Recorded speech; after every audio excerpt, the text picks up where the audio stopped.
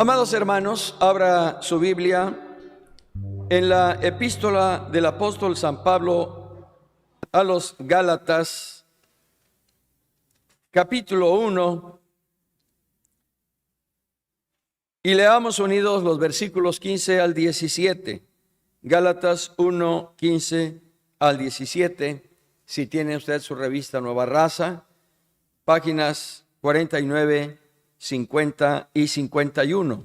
Nuestro tema: el apóstol Pablo y el periodo de expansión misionera. El apóstol Pablo y el periodo de extensión misionera. Aleluya. Gálatas 1, 15 al 17 dice así: Pero cuando agradó a Dios, que me apartó desde el vientre de mi madre y me llamó por su gracia, revelar a su Hijo en mí, para que yo le predicase entre los gentiles, no consulté enseguida con carne y sangre, ni subí a Jerusalén a los que eran apóstoles antes que yo, sino que fui a Arabia y volví de nuevo a Damasco. Aleluya.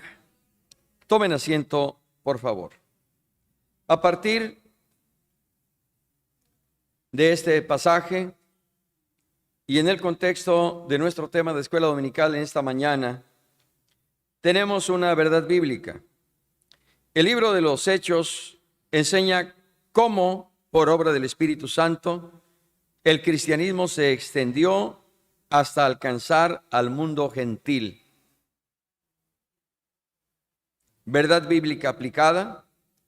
Como hijos de Dios, tenemos un llamado para dar testimonio al mundo de la salvación que Jesucristo ofrece. ¿Podrás responder: ¿qué quieres que yo haga? Lo que hemos dicho en otras ocasiones, amados hermanos, no se trata solo de llenar nuestra mente de la palabra o del conocimiento de Dios. Se trata de que ese conocimiento y esa palabra que por el Espíritu llega a nuestro corazón se traduzca en acción, se aplique en nuestro diario vivir, y de esa manera, así como el apóstol Pablo fue usado por el Señor para llevar el evangelio al mundo gentil, así también usted y yo seamos usados por el Señor. Por tanto, que nuestra respuesta al Señor Jesucristo sea la misma respuesta de Saulo de Tarso cuando tuvo aquel encuentro con el Señor Jesús. ¿Qué quieres que yo haga? Como introducción, decimos, a propósito de nuestro tema anterior en lo que vio a la historia de la iglesia, usted recordará que concluimos aquel tema hablando del martirio de Esteban, primer mártir de la iglesia.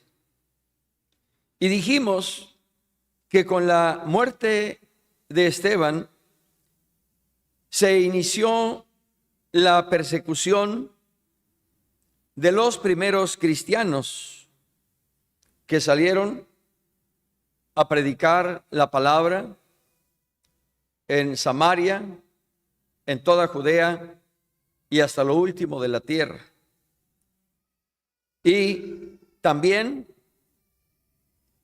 digamos, como complemento a esta persecución, después de la muerte de Esteban, viene la conversión de Saulo de Tarso.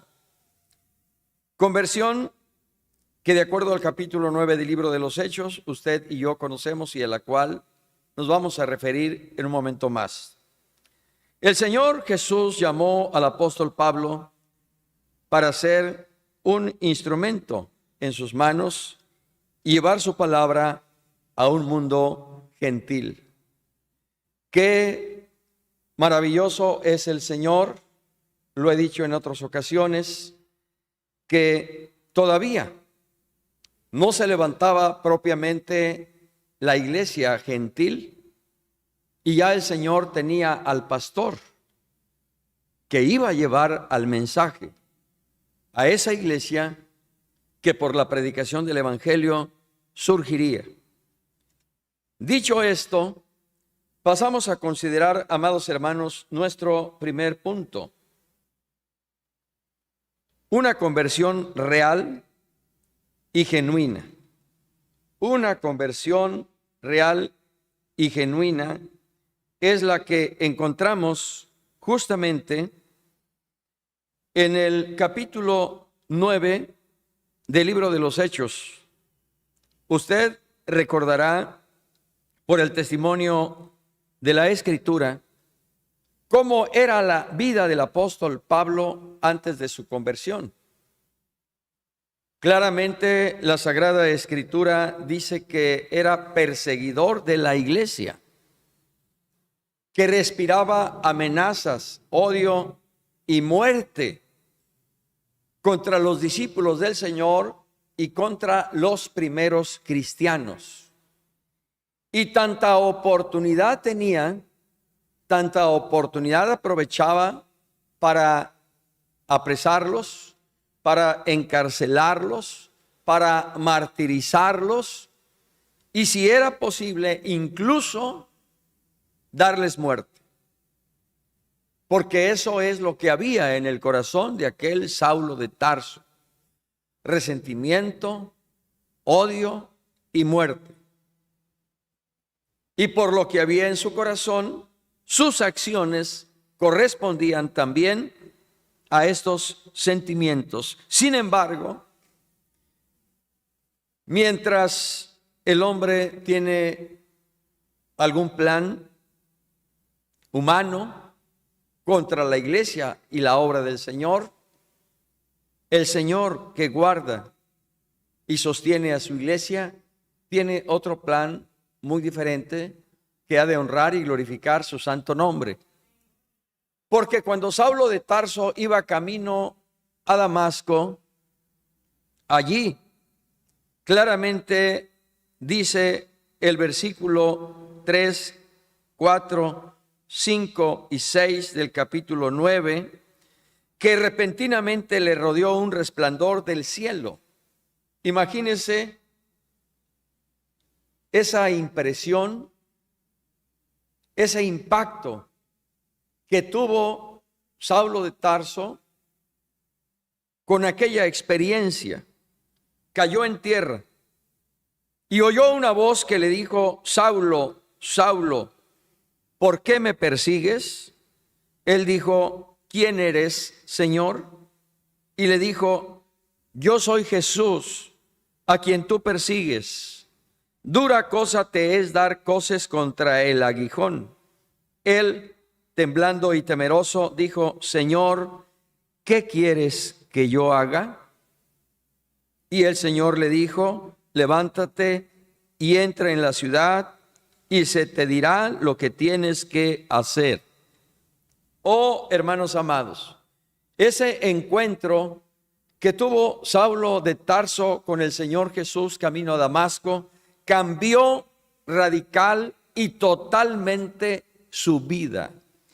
Y por eso hablamos de una conversión real, de una conversión genuina, de una conversión auténtica, porque completa y absolutamente aquel corazón que respiraba amenazas, odio y muerte fue cambiado, fue transformado, fue hecho un corazón nuevo por el poder del Señor Jesús. Solo Cristo cambia el corazón del hombre. Así sea el hombre más perverso, así sea el hombre más malvado, Cristo tiene poder para transformar la vida del hombre. ¿Qué quieres que yo haga?, dijo Saulo de Tarso. Entra a la ciudad y se te dirá lo que tienes que hacer. El Señor, que hace todas las cosas de manera perfecta y maravillosa, mientras se presentaba a Saulo y hablaba con él, habló también con Ananías. y le dijo: Ananías, ve a la calle que se llama Derecha, y he ahí un hombre, Saulo de Tarso, que ora, y ha visto en visión a un varón llamado Ananías que entra y le pone las manos encima para que recobre la vista. Ananías, desde un punto de vista humano explicable, dijo al Señor: he oído de muchos acerca de este hombre, cuántos males ha hecho a tus santos en Jerusalén, y aún aquí tiene autoridad de los principales sacerdotes para prender a todos los que invocan tu nombre. Como diciendo al Señor: me mandas a la boca del lobo, me mandas justo con aquel que nos amenaza, que nos persigue y que, si es posible, incluso nos da muerte. Pero el Señor le vuelve a decir a Ananías: ve, como diciendo: no repliques, yo sé lo que hago.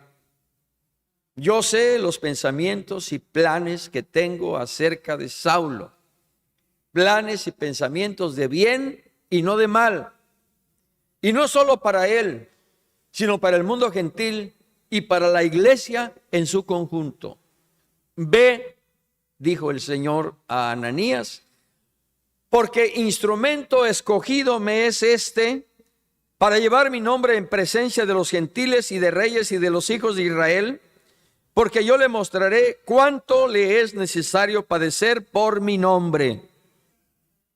Un encuentro que conlleva no solo la conversión del apóstol Pablo, sino también un llamado para servir al Señor y para trabajar en la causa del reino de Dios.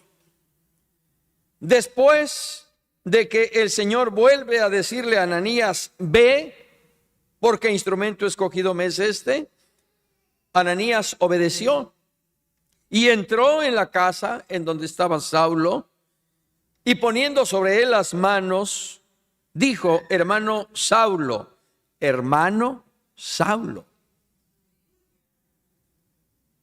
el Señor Jesús, que se te apareció en el camino por donde venías, me ha enviado para que recibas la vista y seas lleno del Espíritu Santo. Y al momento le cayeron de los ojos como escamas, y recibió al instante la vista, y levantándose fue bautizado. Aleluya. Estas son las cosas que hace el Señor y por las cuales alabamos y glorificamos su nombre. Una conversión real, auténtica y genuina, como debe ser la conversión de todos y cada uno de nosotros. Y de esa manera, nosotros también, como Saulo, estemos dispuestos a servir al Señor y a la causa de su reino aquí en la tierra. Tan pronto el Señor obró en la vida de Saulo, como refiere la misma Escritura en algunas de las epístolas, como Gálatas, pasaje que leímos, como Filipenses y otras más,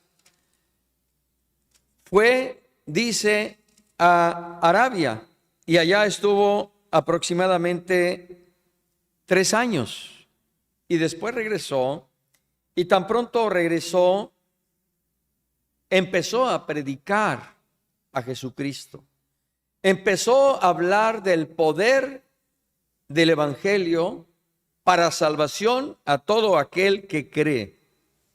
Los discípulos y los primeros creyentes, obviamente, al ver esto, se sorprendieron, se inquietaron, se espantaron, porque tal vez pensaban que era una artimaña de Saulo para generarles confianza y de esa manera aprenderlos a todos.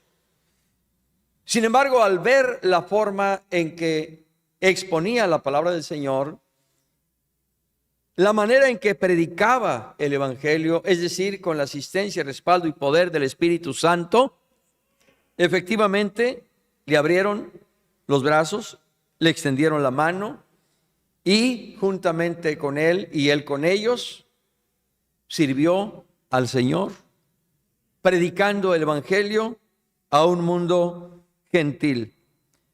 Aquel que antes amenazaba a los que predicaban el Evangelio, ahora defiende esta misma fe. Y por esa causa, el perseguidor se convierte en perseguido. Porque a causa de su fe, de su ministerio, de su predicación y de todo lo que el Señor obraba a través de la vida del apóstol Pablo, genera en las autoridades de su tiempo un celo de tal magnitud que una y otra vez intentan no solo aprenderlo, sino incluso eliminarlo. El apóstol Pablo, de la tribu de Benjamín, instruido en la ley, perseguidor de la iglesia, como él mismo lo relata en su carta escrita a los Filipenses capítulo 3, versículos 4 al 6. En cuanto a celo, perseguidor de la iglesia. En cuanto a la justicia que es en la ley, irreprensible. Pero cuantas cosas eran para mi ganancia, dice el apóstol, las he estimado como pérdida por amor de Cristo. Y ciertamente aún estimo todas las cosas como pérdida por la excelencia del conocimiento de Cristo, mi Señor, por amor del cual lo he perdido todo y lo tengo por basura para ganar a Cristo. Aleluya. Este es el testimonio de alguien que se ha rendido a Cristo y que lo ha hecho de una manera real, auténtica y genuina. Hermanos amados, ¿cómo ha sido nuestra vida desde que nos convertimos al Señor? ¿Hemos también manifestado una conversión auténtica, real, genuina? ¿Hemos servido al Señor? ¿O vamos dando tumbos? A veces estamos bien, a veces desalentados, desanimados. En ocasiones un pie en el mundo, otro pie en la iglesia. ¿Cuál es el tipo de vida? ¿En qué nivel de conversión nos encontramos? Y digo esto porque tristemente por causa del ministerio tenemos conocimiento de muchos casos de hermanos y hermanas que diciéndose cristianos dejan mucho que desear en su testimonio. Y no obstante, se confiesan como cristianos.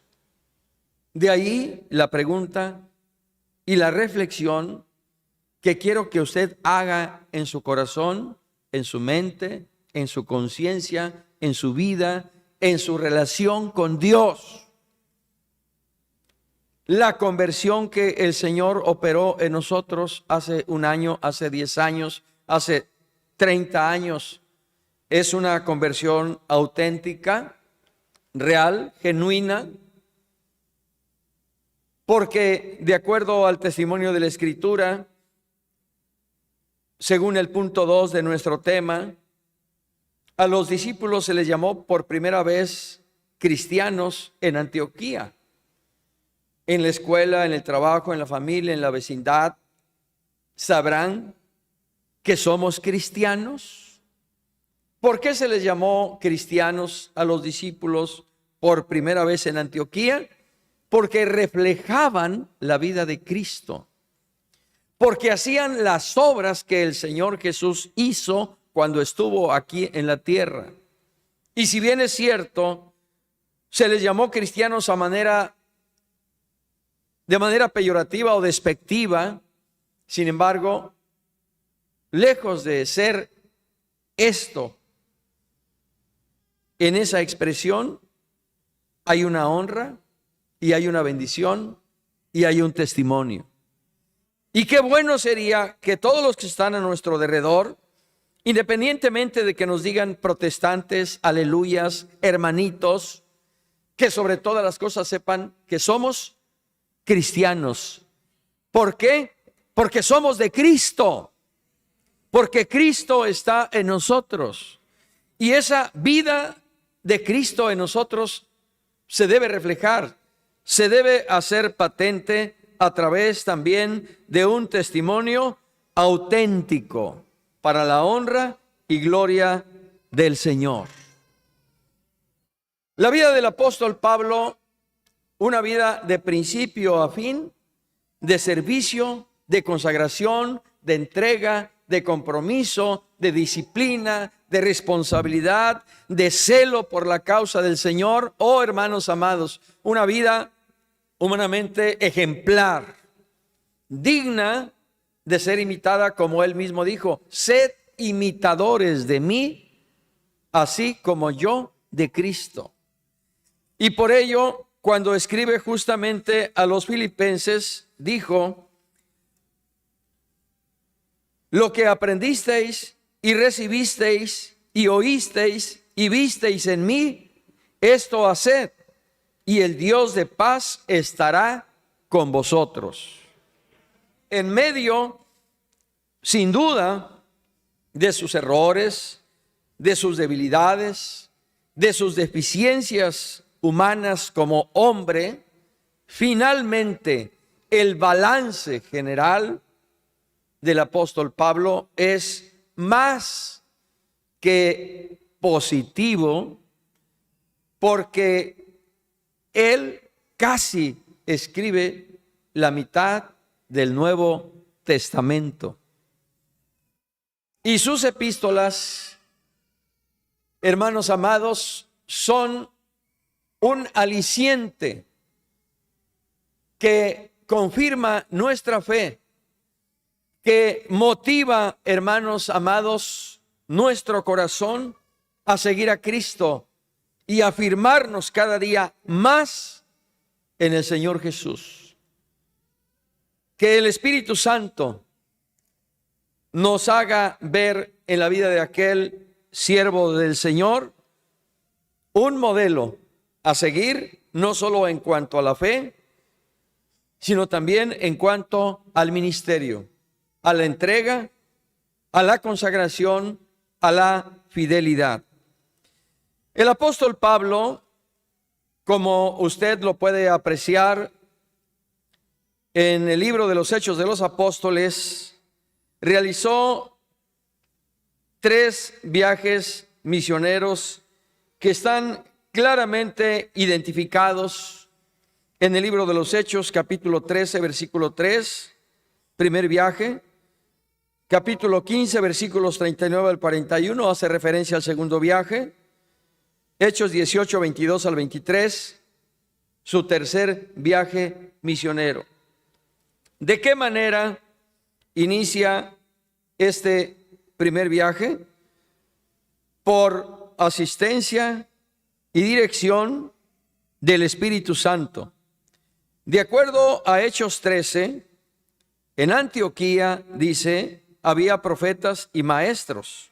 Incluso menciona los nombres: Bernabé, Lucio, Manaén. Estos ministrando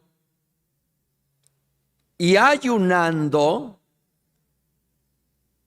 Fíjese bien, ministrando y ayunando.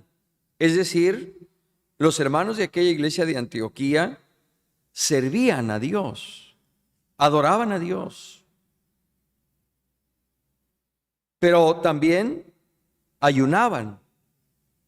Y eso explica el por qué en aquella iglesia había no solo maestros, sino también profetas.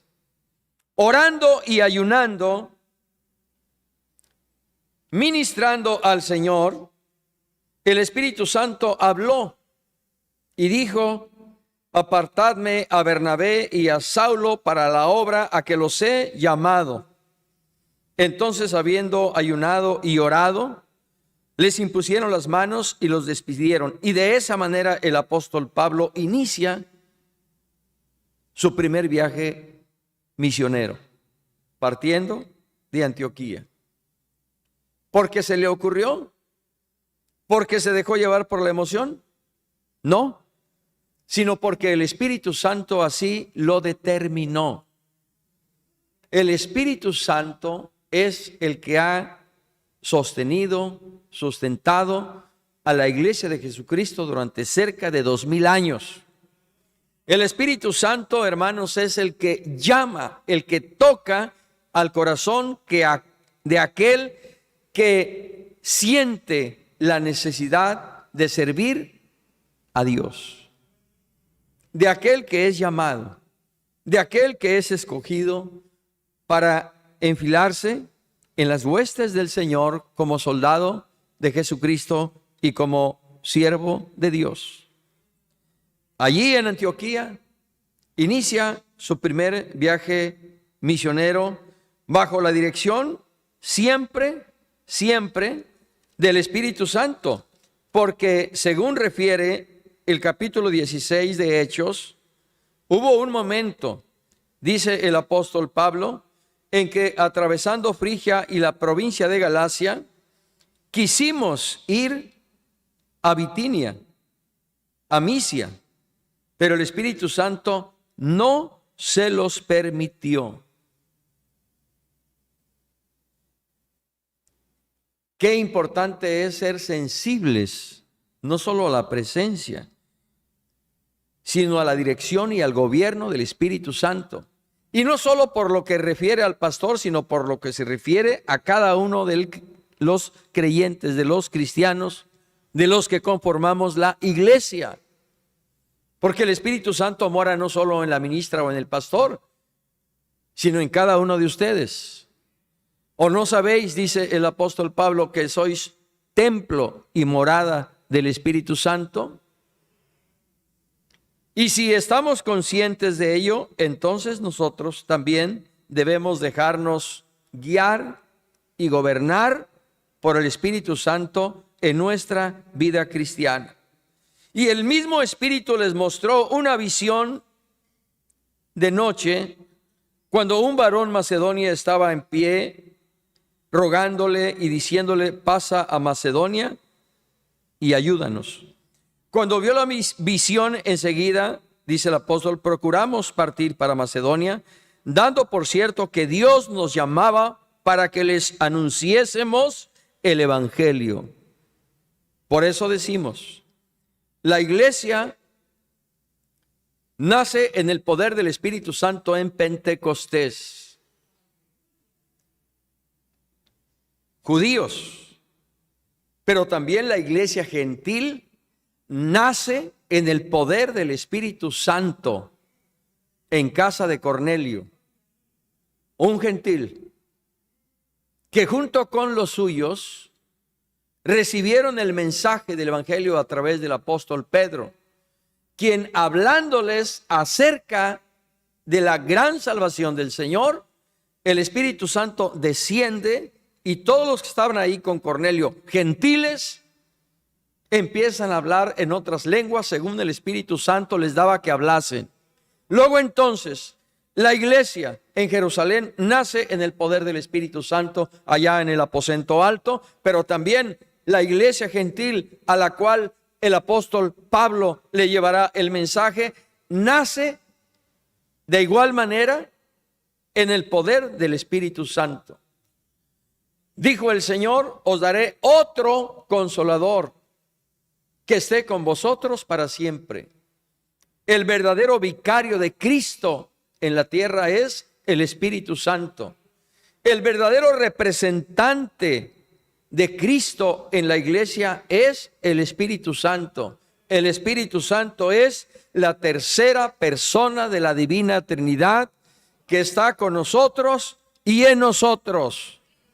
Y es el Espíritu Santo, hermanos amados, quien respaldó en todo tiempo, no solo la vida, sino el ministerio del apóstol Pablo. No solo a través de la predicación, sino también a través de la manifestación de prodigios y maravillas. El apóstol Pablo, hermanos, da testimonio ante gobernantes y reyes del encuentro personal que tuvo con Cristo camino a Damasco. La Escritura claramente así lo refiere en Hechos 26, versículos 19, 20, 27, 28. Particularmente cuando le da testimonio a aquel rey Agripa. Y de esta manera se cumple lo que el Señor Jesús le dijo a Ananías: instrumento escogido me es este para llevar mi nombre en presencia de los gentiles y de los reyes. Lo que el Señor Jesús le anticipó a Ananías, el Señor lo cumple. Porque el Señor no es hombre para que mienta, ni hijo de hombre para que se arrepienta. Y ahí está el apóstol Pablo dando testimonio al rey Agripa y a su hermana Berenice de lo que el Señor hizo en su vida. La vida del apóstol Pablo, el ministerio del apóstol Pablo, hermanos amados, no fue fácil, no fue sencillo.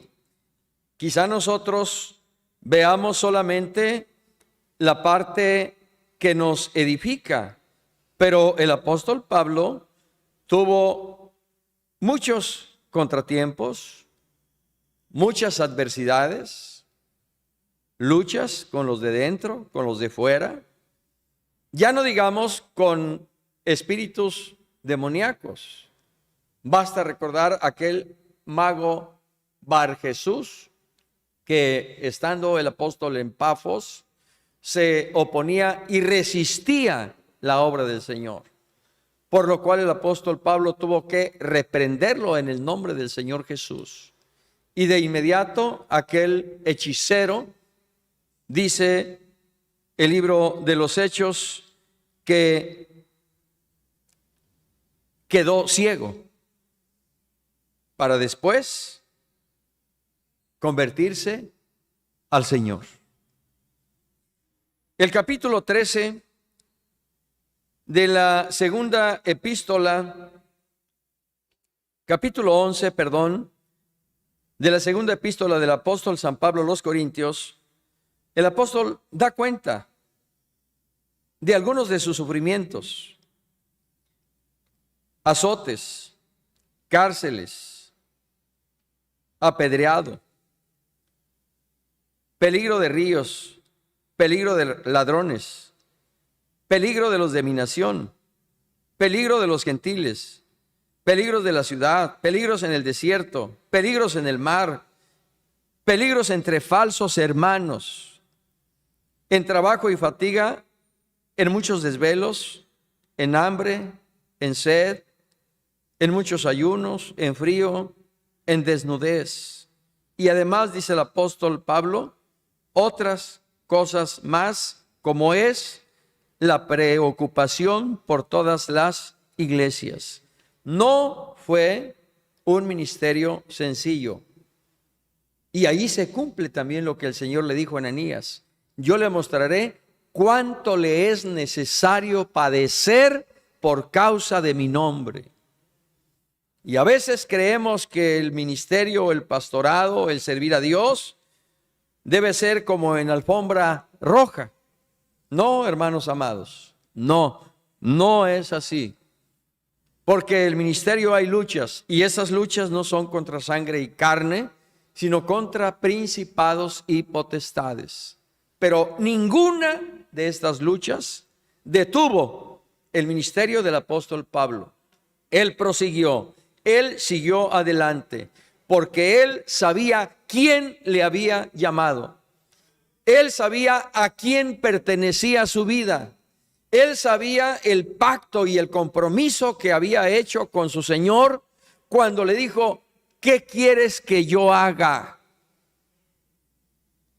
Y lo que el Señor le dijo que hiciera, eso, hermanos, marcó no solo la vida, la conversión, sino la consagración y servicio del apóstol Pablo. Y esto es lo que también debe haber por convicción en todos y cada uno de nosotros, no solo de los pastores, ministras, instructoras de los niños, instructores de jóvenes, sino de todos nosotros, directivos, colaboradores.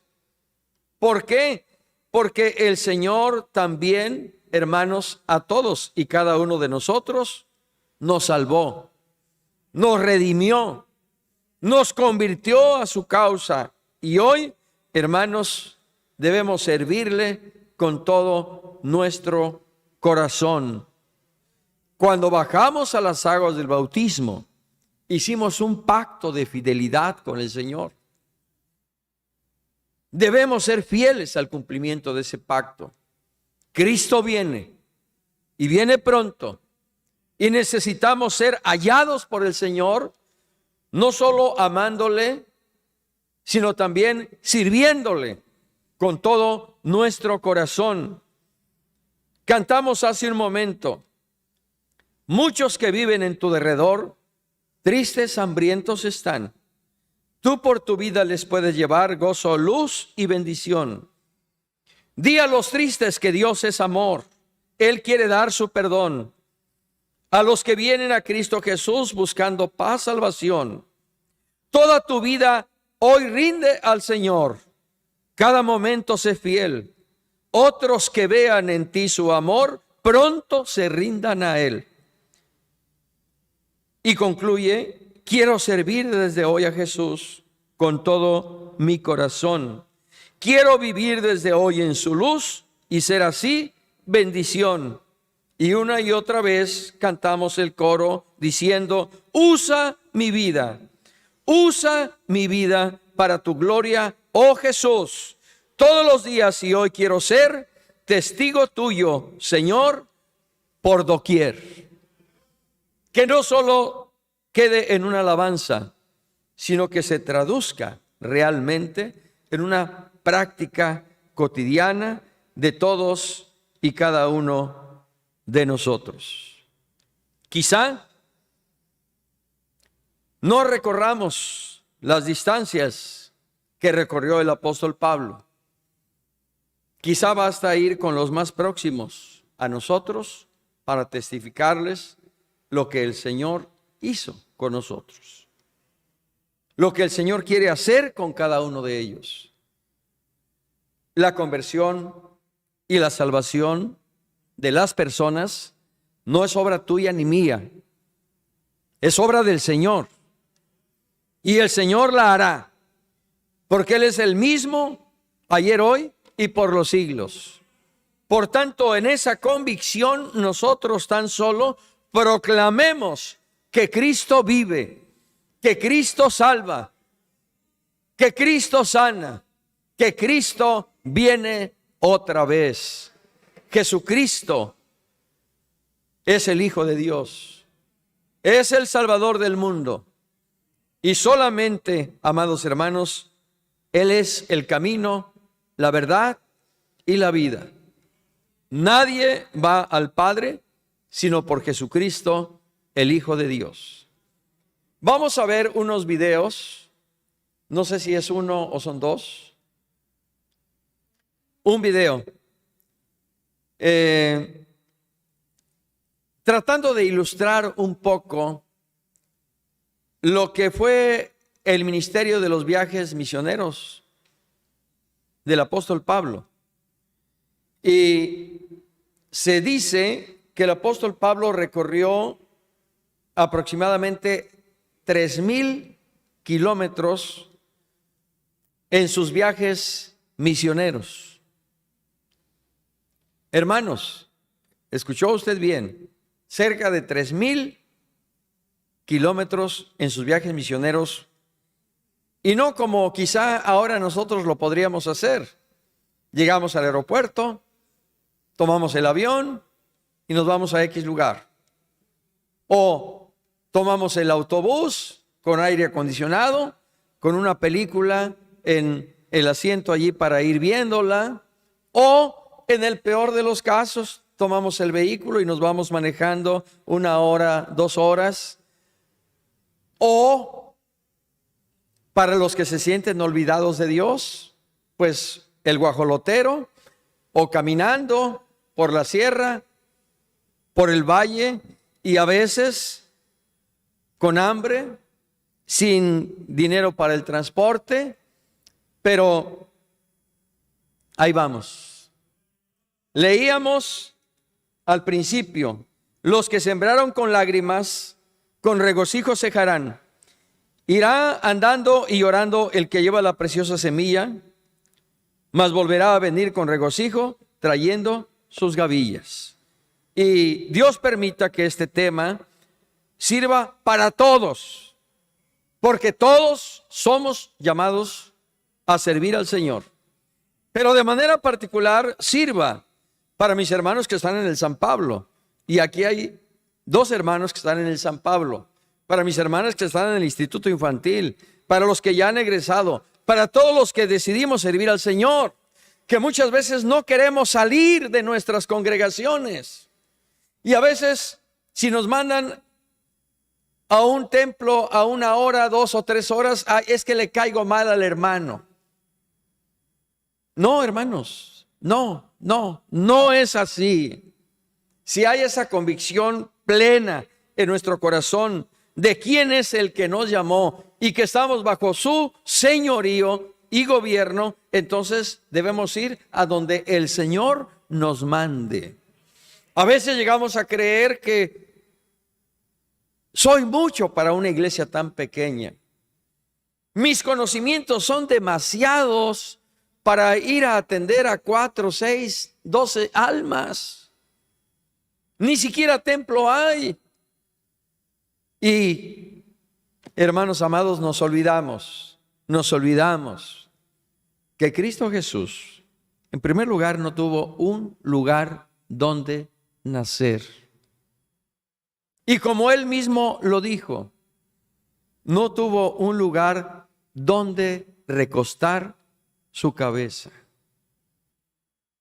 Y Él caminó kilómetros y kilómetros y kilómetros para llevar también el mensaje de arrepentimiento, de salvación y de vida, que la vida del apóstol Pablo y sobre todo el ejemplo majestuoso de nuestro Señor y Salvador Cristo Jesús nos impulse, nos aliente a seguir adelante. Vamos a ver este video, hermanos.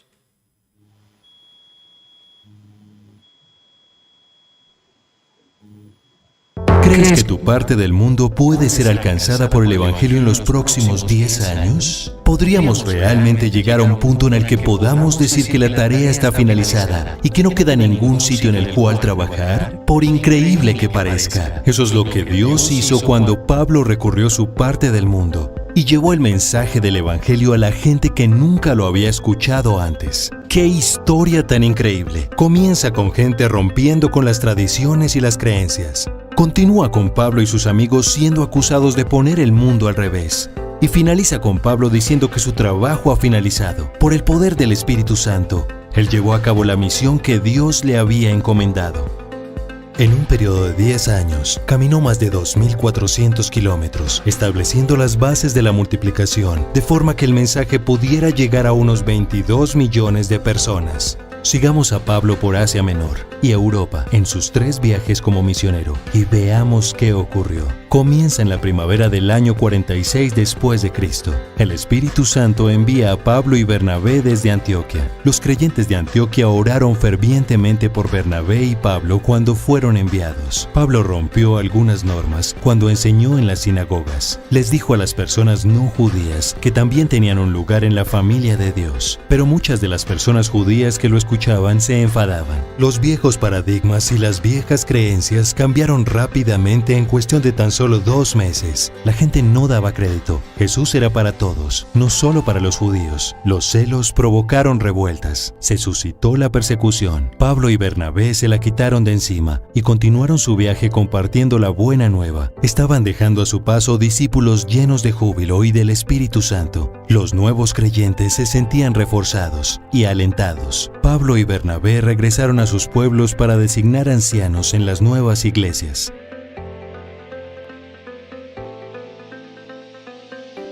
Cuando finalizó su primer viaje, Pablo y Bernabé encomendaron los nuevos creyentes al Señor y volvieron a casa. Oraban a Dios junto con la gente de Antioquía por todo lo que había hecho. En cuestión de 12 a 18 meses, había comunidades de creyentes en las principales ciudades. Muchos no judíos entraron en el reino de Dios. 3 centros de expansión del reino habían comenzado y estaban creciendo.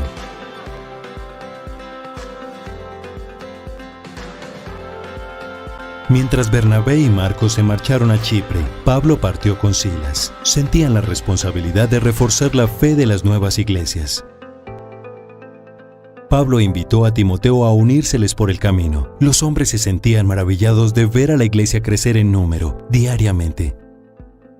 Obedecían jubilosos lo que les decía el Espíritu, y Él les decía claramente dónde ir.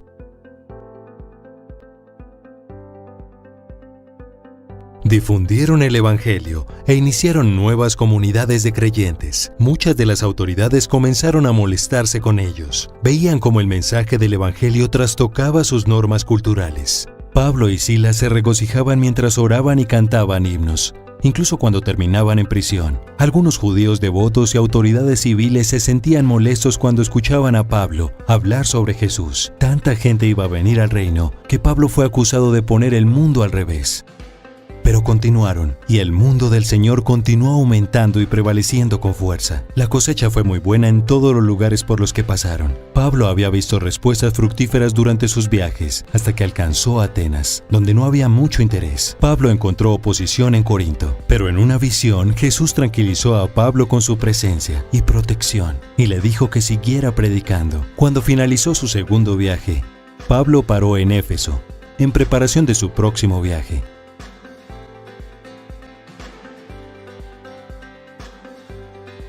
Regresó a Siria, y la iglesia que había ahí se sintió animada al escuchar el impacto que había tenido el Evangelio en su viaje. Se regocijaron por el hecho de que el reino de Dios continuara expandiéndose. El mismo patrón de expansión y nuevas iglesias con nuevos líderes continuó en todas las ciudades. Cada vez más personas no judías entraban en el reino. Ahora había 5 centros de expansión del reino. Pablo sentía profundamente su misión y su propósito, y no pasó mucho tiempo antes de que partiera de nuevo. Regresó a muchas de las nuevas iglesias para animar y reforzar a los nuevos discípulos. Tras encontrar oposición, dedicó su ministerio a preparar discípulos en la escuela de Tirano durante 2 años. Los jóvenes discípulos recibieron con entusiasmo y la gran experiencia. Y después de solo 2 años, todos los que residían en Asia habían escuchado el Evangelio, tanto los judíos como los griegos. Era una época emocionante, y Dios estaba haciendo milagros extraordinarios. Nuevos creyentes hacían cambios vitales radicales, y sus nuevas vidas reflejaban la gloria de Dios. Algunas personas rechazaron el Evangelio. Algunas permanecieron abiertas y curiosas, y algunas creyeron y aprendieron cómo hablarles a otros sobre una nueva vida en Jesús. Pablo escogía los lugares estratégicamente y compartía el Evangelio por doquiera que iba. Rápidamente evangelizaba a nuevos líderes y los ponía al frente. Las iglesias se reprodujeron y alcanzaron muchos lugares. Se llegó a los centros regionales y ayudaron a los ministerios locales a expandirse. Fue en esta época cuando Pablo escribió a los creyentes romanos: desde Jerusalén hasta el Ilírico, por todas partes he esparcido la buena nueva de Cristo. He terminado mi labor en estas regiones. Imaginen ver cómo los cimientos de tu ciudad o grupo de personas se colocan completamente durante los próximos 10 años. Dios es hoy el mismo que era en los días de Pablo. Aún invita a todas las personas del mundo a probar y experimentar el gran amor que siente por ellas. Aún trabaja hoy animando a los creyentes a llegar a una generación entera con el Evangelio. ¿No es increíble que Dios trabaje a través de personas normales e imperfectas como ustedes, yo y Pablo para que lleguemos al mundo en nombre de Cristo? Mientras seguimos los caminos de su reino, también podemos formar parte del movimiento de difusión del Evangelio por nuestras ciudades y nuestros países. El Espíritu de Dios nos convence y caminamos sobre los pasos de los creyentes que hubo antes de nosotros. Tienes el libro de instrucciones de Dios, la Biblia, y nos tenemos los unos a los otros, compañeros creyentes, así que estemos dispuestos a ser seguidores de Jesús de forma incondicional y sin temor.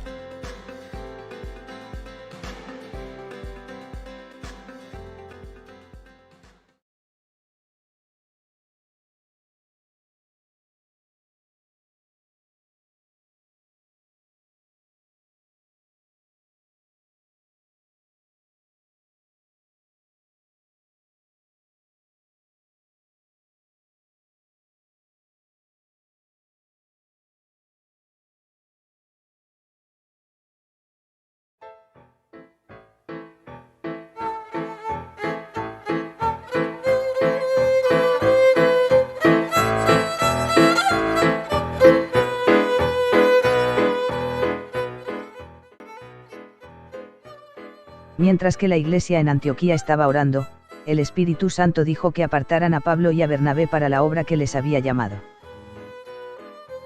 Salen de Antioquía llevando como ayudante a Juan Marcos. Llegan a Seleucia y embarcan hacia Chipre.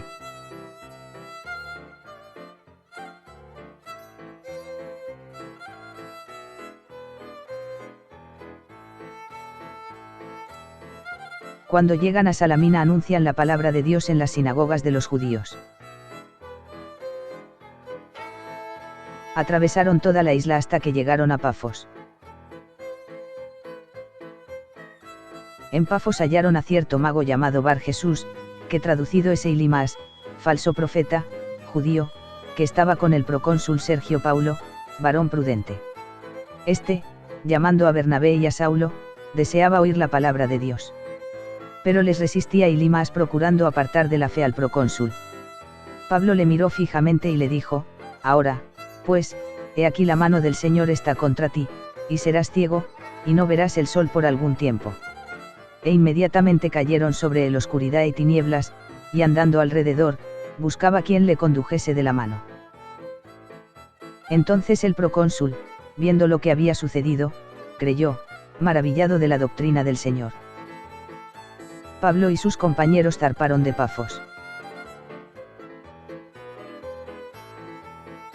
Arribaron a Perge de Panfilia, pero Juan, apartándose de ellos, volvió a Jerusalén. Ellos saliendo de Perge se dirigieron a Antioquía de Pisidia. Una vez en Antioquía entraron en la sinagoga un día de reposo y se sentaron. Los principales de la sinagoga les rogaron que hablasen.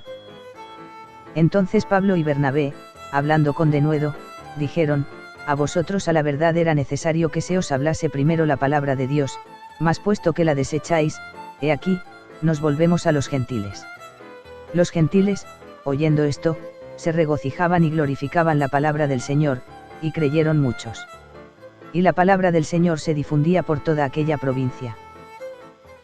Pero los judíos instigaron a mujeres piadosas y distinguidas, y a los principales de la ciudad, y levantaron persecución contra Pablo y Bernabé, y los expulsaron de sus límites. Llegados a Iconio entraron juntos en la sinagoga de los judíos, y hablaron de tal manera que creyó una gran multitud de judíos, y asimismo de griegos. Se detuvieron allí mucho tiempo, hablando con denuedo, confiados en el Señor. Y la gente de la ciudad estaba dividida, unos estaban con los judíos, y otros con los apóstoles. Los gentiles, oyendo esto, se regocijaban y glorificaban la palabra del Señor, y creyeron muchos. Y la palabra del Señor se difundía por toda aquella provincia. Pero los judíos instigaron a mujeres piadosas y distinguidas, y a los principales de la ciudad, y levantaron persecución contra Pablo y Bernabé, y los expulsaron de sus límites.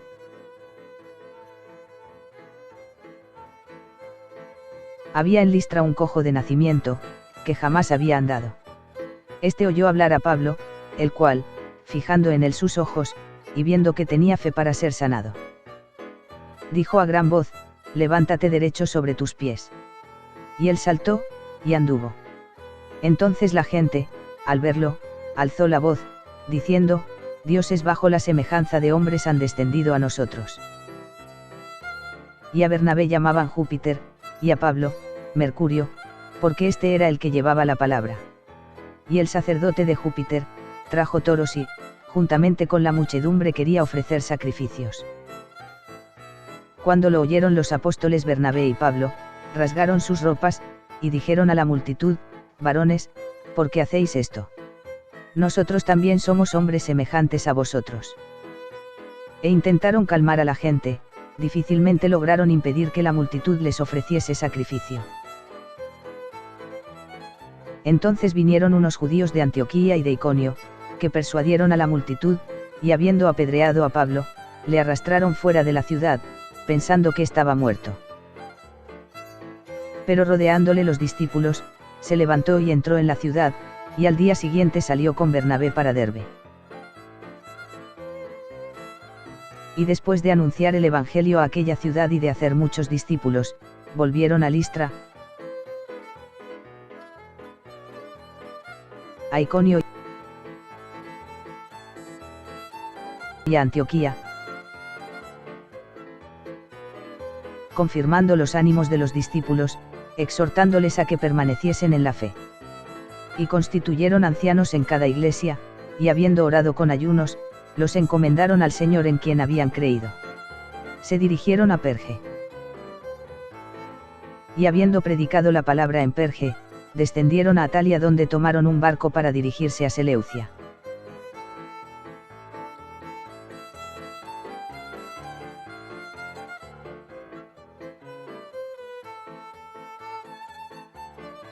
De allí fueron a Antioquía, desde donde habían sido encomendados a la gracia de Dios para la obra que habían cumplido.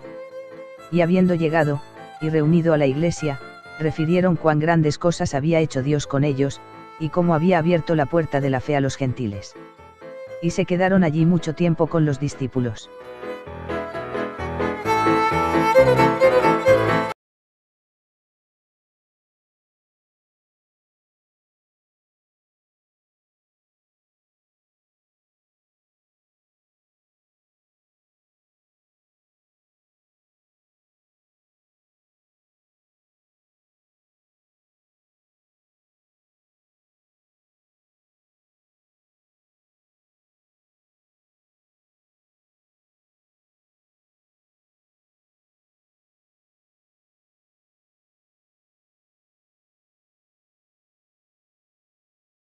Dice, trae el capote, porque en ese entonces Pablo estaba en la cárcel en Roma, prisionero.